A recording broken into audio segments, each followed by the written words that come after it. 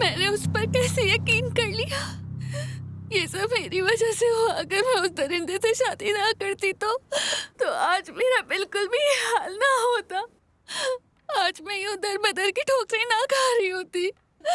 और मेरी मम्मा भी नहीं जिंदा कैसी, ऐसी होती। बातें मत करो। तुम्हारी माँ का दिल वैसे ही बहुत कमजोर था, तुम जानती हो। मार्क, तुम हमेशा मुझे माफ कर देते हो, लेकिन इस बार मैं खुद को कभी माफ नहीं करूंगी। नफरत करती हूँ मैं खुद से। नफरत हो खुद को गई है संभालो मुझे कसीमिया। सबसे। मेरा दम आराम घुट से, रहा है। मुझे आराम से। जीने का कोई हक नहीं। अच्छा बस ठीक है, चुप हो जाओ, चुप हो जाओ। मैं कह रहा हूँ चुप हो कैसे जाओ। चुप हो जाऊं? मुझे तो मर जाना चाहिए ऐसा ना। मत कहो यार।